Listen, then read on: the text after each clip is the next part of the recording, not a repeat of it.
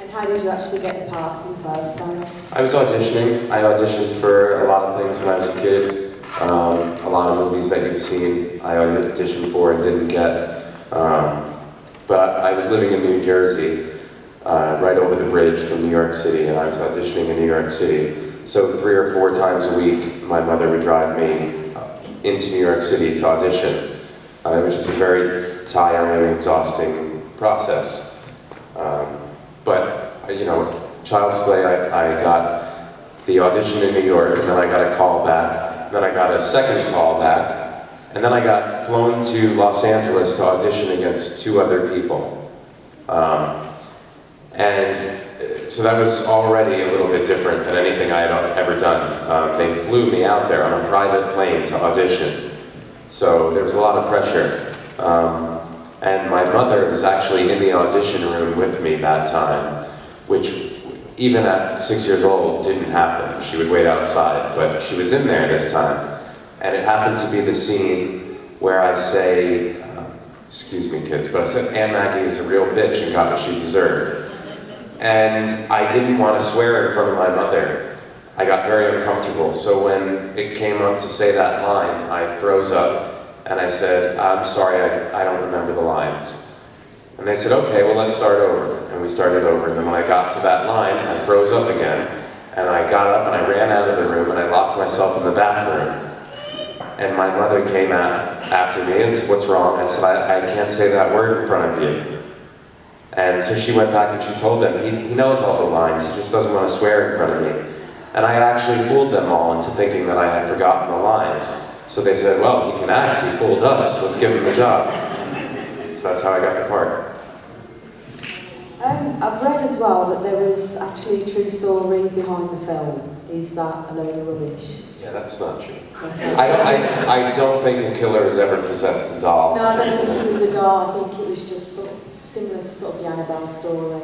No, that's not what inspired Don Mancini to write the film. Don was in college and he wrote the original draft of Child's Play, but I think it was called like Blood Brothers at the time. And it was a college project that he did. And then that script got handed over to Universal, United Artists that hired him as the writer. And then it got put in Tom Holland's hands and he made some changes. Then it went to David Kirshner's hands and he made some changes. Back to Don, the 3 of them. And that's why there's 3 people with a writing credit on the first film.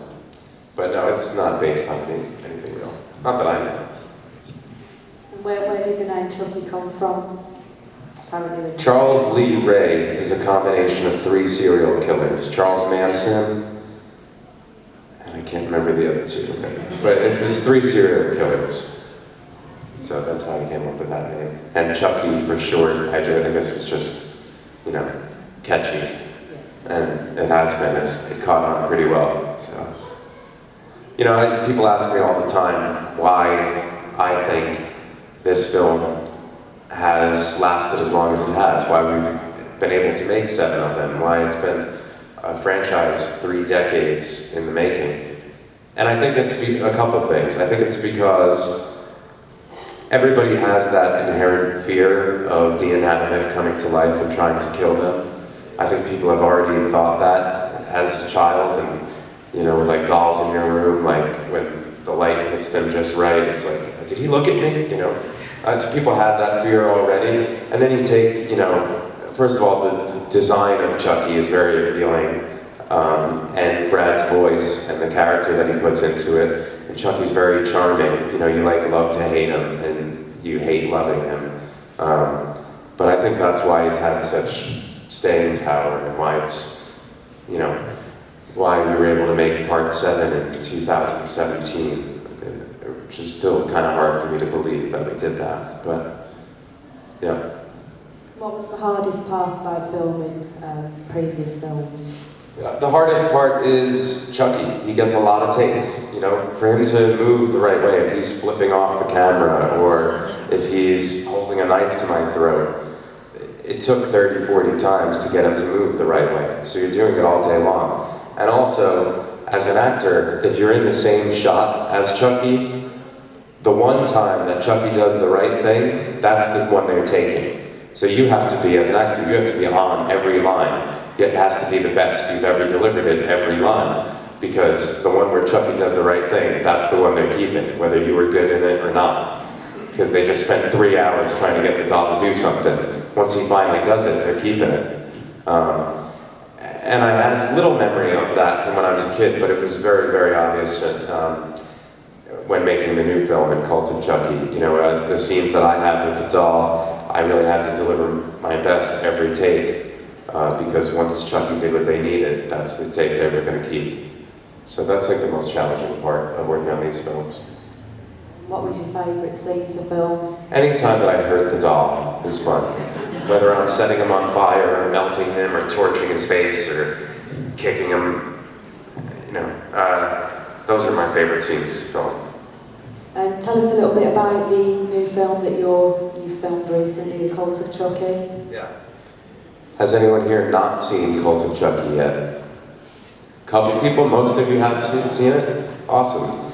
Well, I don't want to spoil anything for the ones that haven't seen it yet, but it's a continuation of Curse of Chucky. So, for those of you who have not seen Cult yet, you have to see Curse first, because this is a direct continuation of that story.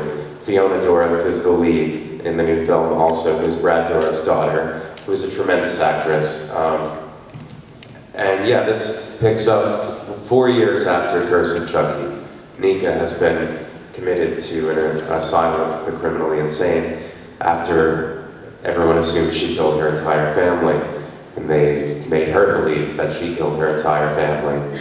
And then when a Chucky doll shows up and is used as a therapeutic tool, things go to hell real quick. But yeah, I thought it was really fun. Did you guys like the new film? Yeah. Did you like it? Did anyone hate it? You're not going to tell me if you did, are you? Yeah, we did a lot of things different in this one. This is a very different film than the others, which I think is crucial. I think they all have to be very different. You know, we made 7 films. If we tried to make part 1 7 times, it wouldn't have worked. Despite the fact that it seems from fans like they kind of want us to make part 1 again, because everybody's just, you know, he doesn't look the same as he does in part 1. Neither do I, for that matter. Do you think there'll ever be another one after this, or is that it now? Well, based on the way the last one ended, I would hope that there would be another one. Okay, so I haven't seen it, so... Yeah, I hope so. We all hope so. So now it's just a matter of the behind-the-scenes stuff. If that can all work out, I hope we do. But I hope it's not in Winnipeg in the winter, again. Because we made this in January and February in Winnipeg. Do you guys use Celsius here? Right? Yeah, so it was like 25 below zero. It was unbelievably cold. You got like frostbite in 5 minutes. So yeah, I hope we make it in the summer if we make it in Winnipeg. A lot of ifs. We really don't know yet. When making the films, did you get to keep any of the props or anything, any of the costumes? I've kept a couple things. I sold most of them because, not just because I needed the money at the time, which, yeah, I did, but also because I'm not going to display that stuff in my house. Chucky is a very huge part of my life. I have to, you know, I do conventions all the time. I'm constantly answering questions about Chucky.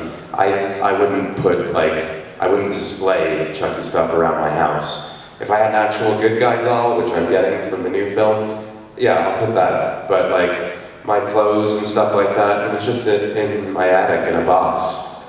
And I was never even gonna look at the stuff again, probably. So, a lot of that stuff I sold to fans that are huge collectors that are gonna display it and really be super proud to have it. And, you know, it would mean more to them than it does to me, so.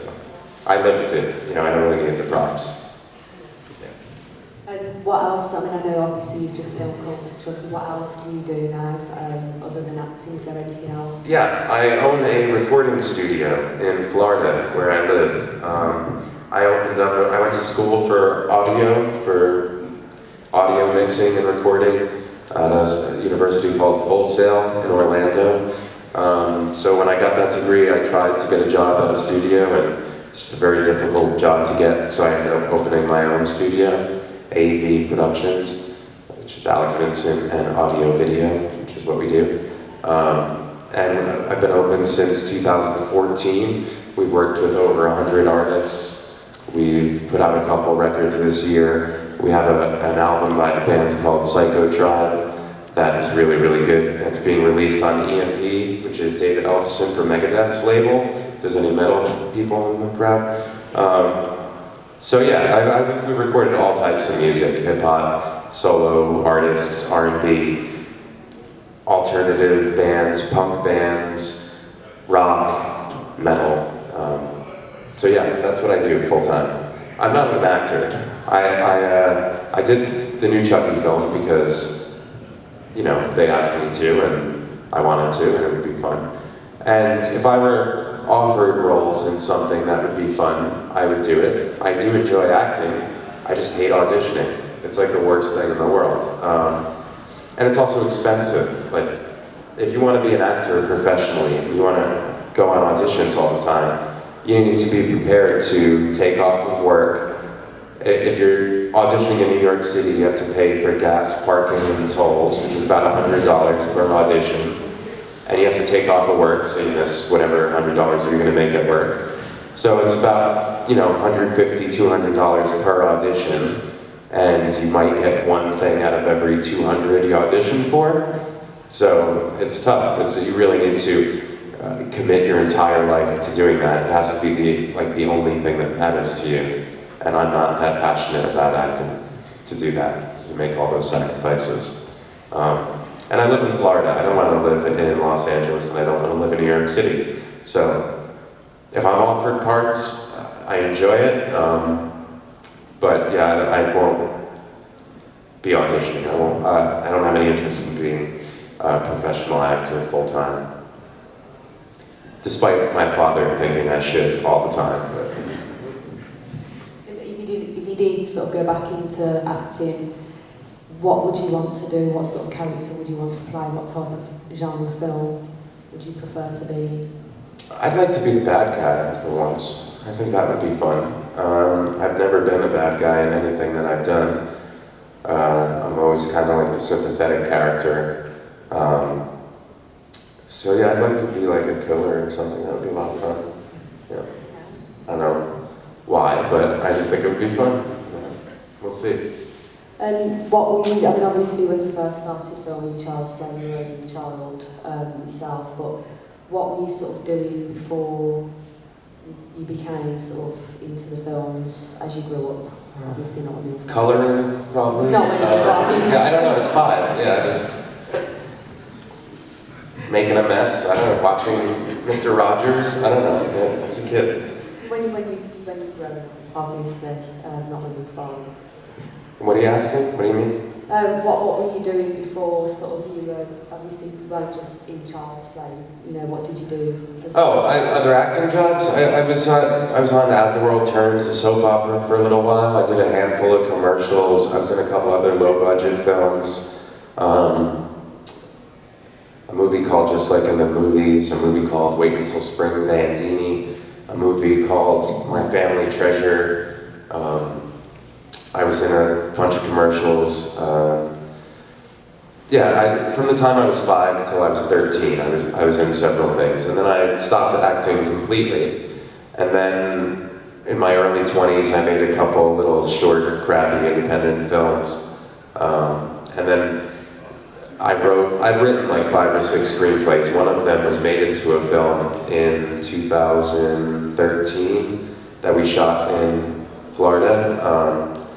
I wrote it, and then they convinced me to act in it, so I acted in it, and I did all the audio work for it, and scoring, and audio mixing, and everything like that. We made the film for like $500, so it's not that good, obviously, but it was a good learning experience. But then besides that, I waited tables. I was a waiter for 12 years, through high school and my 20s. You know, I wasn't acting. I didn't start doing conventions until 2004, and now I do about 10 or 15 a year, so they keep me pretty busy, a lot of traveling. I did one other convention in the UK, in Milton Keynes, Collector Mania, like 8 years ago. But this is only my second time ever being here. So, I've done a bunch of conventions in Germany. I did one in Dublin last year. I've done a couple in Mexico, Canada, I think 40 states in the US. So yeah, I've got to do a lot. And do you get sent a lot of, did you get a lot of fan mail from your fans? Well, nowadays with social media, I get fan messages every day. Yeah, the same thing. You said, what's the quirkiest thing you've been sent by a fan? I probably shouldn't say. No, the majority, 98% of Chucky fans, horror fans, are very down-to-earth, normal people that are appreciative of the work that I did and of the franchise. And then the other 2% are absolutely out of their minds. And how do you respond when do you just ignore? Yeah, well, that's the good thing about social media is you don't always have to reply. So yeah, I'm pretty good though. I reply most of the time. If they wrote something really kind of out there, I might just write thank you and then block them. Yeah. Not really. I only block people that deserve it. And when you were younger, stupid question probably, but did you obviously have toys and stuff? Did you sort of feel scared of any of your action men dolls? No, never. No. I think I was well equipped to take care of it if one of them did come to life, and I was pretty ready. I'm also not afraid of movies, ever. And I think that's because being in a horror film when I was 6, like, anyone who worked in films, you find yourself dissecting how they made everything. You know, when you see a shot, you're like, you think about behind the scenes stuff when you see it. You think about like, oh, that must have been a tricky shot to get, or you think about what the actor might have been thinking and preparing for that. Like, you find yourself like really breaking things down, which sucks. That's not a good way to watch things, you know? So that's why when it's something really, really good and you don't think about that at all, and you've spent time on a film set and you can still get totally lost in the story, that's when you know that it's something really, really good.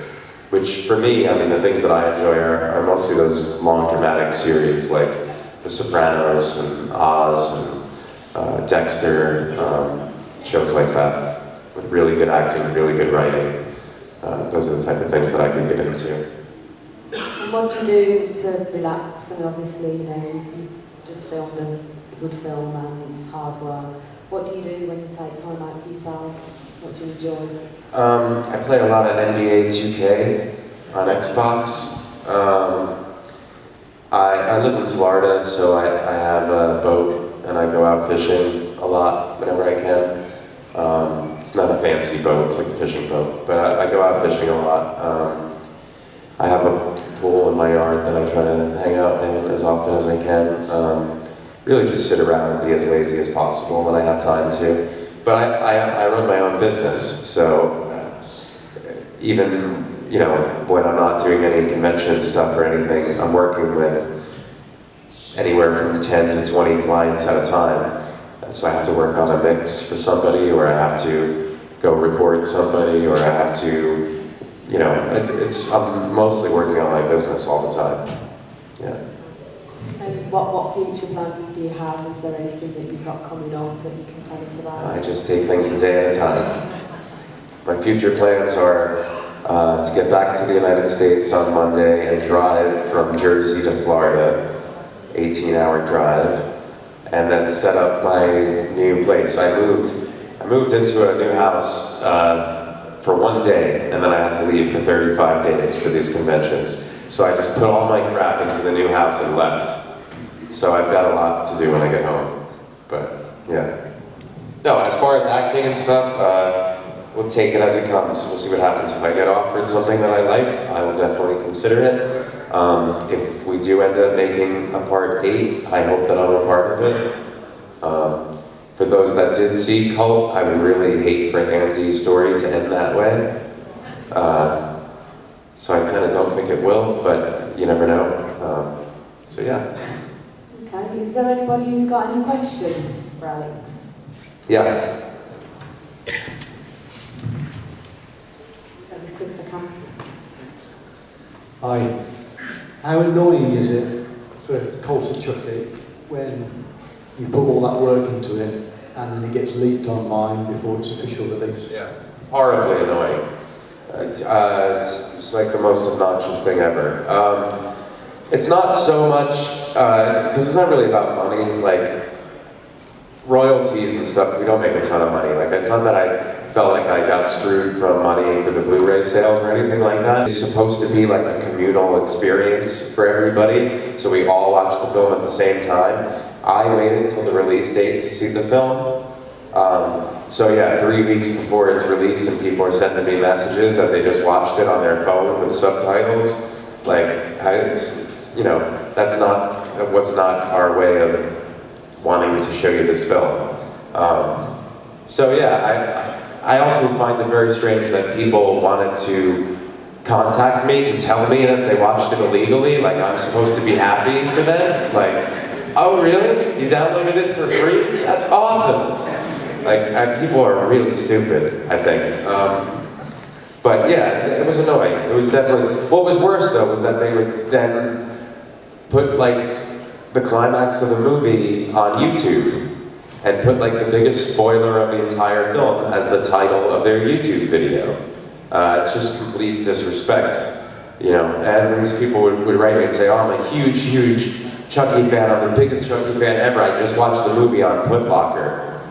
It's like, oh, you think, I don't think you're a very big fan. Sorry to say. The big fans were waiting for the Blu-ray. But that's also the age that we live in these days. You know, the first several days of hearing that was very, very annoying and very difficult. And then ultimately you just have to say to yourself, well, it's exposure at least they're watching the film. But what's funny is that, like, the people that watched the film illegally hated it and gave terrible reviews online. Oh, this movie's trash, it's garbage, I watched it for free and I still want my money back, you know? And then those that actually saw the movie and waited for it and watched the Blu-ray, they all loved it. I mean, on that Rotten Tomatoes site, I don't know where it's at now, but it was at 86%, which is really high for a horror film. It actually got very good reviews, but the people that stole it gave it really bad reviews for some reason. I don't know, probably because they watched it on their phone, you know? It's like the worst way to see something, so. Anybody else got any questions? Was it nice working in a film with the actress who played Kyle after not seeing her since you were? Christine is like one of my closest friends. She's a sweetheart. We get along really, really well. She's very, very funny, smart. We're just really, really close friends. We talk all the time. So I was very, very happy for her. And I hope that we get to do stuff together someday. That would be really fun. Who else had a question? The end of Secret Chucky left. The end of what? The end of Secret Chucky left like a loose ends. What happened between that and the cult and the curse? I have no idea. I wasn't there. Yeah, Seed of Chucky I saw one time. I don't really remember it. But if it's not addressed in the film, then nothing happened. Like, I don't know. Unless they addressed it directly in the next film, then it's just up to your imagination. How many of you guys saw the show The Sopranos? Did any of you watch that show? The Sopranos? I don't know if it's popular over here. I'm Italian from North Jersey. For me, it was like the best show ever. But it ended in such a way that everybody hated the ending of The Sopranos so much. I love the ending of it. But Edie Falco put it best, who plays Carmela on that show. People always ask her, what happened? After that scene, what happened? Nothing. Nothing happened. That was the end. Which is kind of the same answer to that. Unless it's on screen, the rest is up to your imagination. Maybe it'll be addressed someday, maybe not. Anybody else got any questions?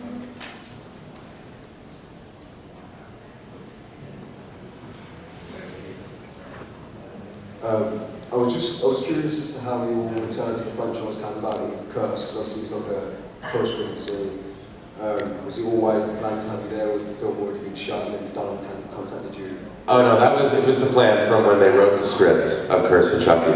I was actually not supposed to be a post-credit scene. It was supposed to be the last scene of the film. Some things happened. In Curse of Chucky, the character Alice, the little girl, she was supposed to die first. In the script, she dies first.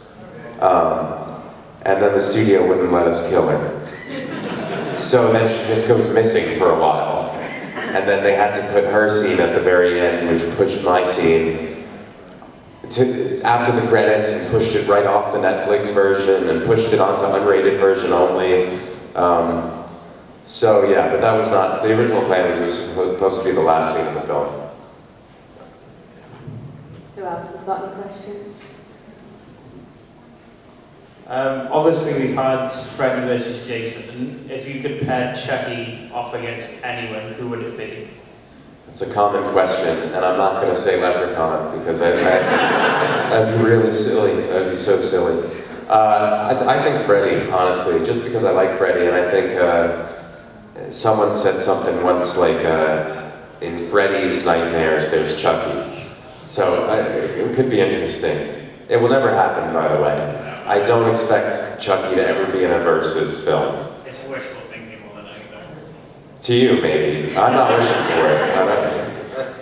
I'm not wishing for that. Anybody else got any questions? Anybody else? Being a Brad Dourif was a voice actor, did you actually get to spend any time with him on set, or was it just the actual Chucky doll? Yeah, in the first film, we did script readings and stuff, probably in the second, and he was there for like the script reading, but he does all of his voice work first, actually, not after. He does it first, so he was not on set, but his voice always was, which is intimidating enough, you know? Yeah. Anybody else? One more question from anyone? Okay. How did you feel when you grew up a little bit, like looking back at your career when you were a child? Did it like shape your view or anything? You hear a lot of child actors looking back at their early career and not really like it. It was a little different for me because I didn't really continue. I didn't move to Los Angeles. I didn't make a ton of money. I didn't become some big shot star who thought I was a big deal. I didn't, get some crazy drug addiction and spend all my money like an asshole or, none of that happened. So for me, it was a little different. I look back on everything that I did when I was a kid very fondly. I'm proud of the character Andy. I'm proud of the job that I did in part 1 and part 2. I could tell you it's easier to watch myself at 6 years old than it is to watch Cult of Chucky, for me. It's hard to watch yourself as an adult. There's just too much insecurity and second guessing, and Johnny Depp has never watched one of his films, ever. That's true. And it's because it makes you incredibly self-conscious. So watching myself now is difficult, but going back and looking at those films when I did as a kid, I'm nothing but proud of them. I think it's weird that Andy spoke in such syllables the way he did, like, Mommy, Chucky's gone. So I'm a little self-conscious of that, but besides that, I have no regrets about being in those films when I was a kid. They've only opened up opportunities and doors and traveling and meeting people. I mean, I meet, they say the average celebrity meets in 1 year more people than the average person meets in their entire life. And that's absolutely true. And I wouldn't consider myself a celebrity, but I meet thousands and thousands of people every year. And for the most part, that's a very good, fun thing. So yeah, I have no regrets. All good stuff for me. Did I answer that thoroughly? Do you have, okay. What's the best thing for you about meeting fans when you come to these conventions? I know you said you've only done a couple of conventions. No, I've done hundreds of conventions. I've only done a couple over here. Yeah. you know, I am a fan of things, okay? I'm like a massive fan of some things. The band 9 Inch Nails, I've seen them 56 times in concert. When I met Trent Reznor, I was shaking like a leaf. In my head, I had conversations. I knew what my conversation with Trent was going to be like for like 15 years before I ever met him. So I know what it's like to be on that side of the table. So, you know, when I actually see genuine appreciation from people that are excited to meet me in the same way that I would be excited to meet someone that was important to me, not only is it incredibly flattering, but that's a responsibility for me to live up to what they're expecting and to make their experience of meeting me a positive one. So yeah, just genuine appreciation from people makes all the travel, all the questions, all the repetitiveness of answering the same question since I was 6 years old, makes it all worth it. You know, I met a few people this weekend that were like genuinely thrilled to meet me, and that means a lot to me. It doesn't go unappreciated from me at all, and I don't take it for granted in the slightest. So, yeah, that's the best part of it. Has anybody else got any questions? Adam, you got any questions? Same as the question I asked all together earlier, right? Take away your acting resume, which is great sort of achievement. Take away my acting resume and what? What's your greatest sort of achievement? Opening my studio. A band called You Are a Toy, ironically enough, that we recorded last year. We mixed their album for about 9 months, and it's freaking brilliant. I love it. I love that album so much. So yeah, putting out really good music for my studio is definitely what I'm most proud of, and equally to these movies, honestly. Yeah. I don't have any kids, so I can't say that, you know. Having my son was the most proud day of my life. And where do you want to take your music now? I mean, obviously, you know, you're doing it now. Where do you want to take it in the future? Yeah, and I would just like to continue. Hopefully we record a band that breaks big time, and that it becomes incredibly popular. And then we work on their second and third album for way more money than the first one. That would be really good. You know, if we record a record that everybody in this room hears someday, that would be the highlight. That would be the goal. That would be the goal. Yeah. Anybody else got any questions? Does anyone know why the dolls in Curse of Chucky, Cult of Chucky look different than parts 1 and part 2? CGI. No, there's no CGI in any Chucky film ever. So you're very wrong there. There was the only CGI ever in Curse of Chucky was when the doll's walking down those stairs, like real deliberately walking down those stairs. That was the only moment for 3.5 seconds of CGI in the entire Chucky films. In part 1 and part 2, Chucky was turning human, and he's not doing that anymore. The story changed. He's not turning human anymore. So in the first one, his skin is turning human looking, his hair is receding, he looks like he's turning progressively human. And that's not the case in the other ones. So it would make no sense at all for the doll in Curse of Chucky to look like the doll in the first one. It just wouldn't make sense. So people, you know, I get that people enjoyed it the original way and they are stuck in those ways and they want it to always be that way. But if we didn't make these films very different, up into and including the look of the Chucky doll, we wouldn't have been able to make 7 of them. We can't make Child's Play 1 7 times, you know? So yeah, but my favorite look is the original look, for sure. I'm a Fright Night fan as well. How did you find Chris Sarandon? Did you spend much time with him? It's like a mystery voice, I'm not sure where that's coming from. Oh. How did I find Chris Sarandon? Is that what you said? Chris is a really nice guy. I do a lot of conventions with him. He's a gentleman, you know, he's very kind. I enjoyed him a lot when I was a kid. I used to hang out with him and his daughters in their trailer when we had time. Everybody in part 1 was very, very sweet. I'll just leave it at that. But everyone in part one was very, very sweet. Thank you. Christina Lease is awesome. Don Mancini is awesome. Is there anybody else who's got any questions while I'm running around? What time does this go until today? 5?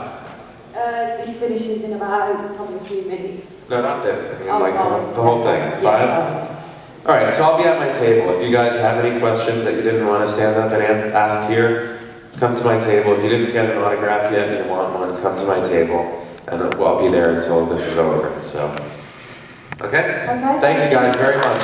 Thank you.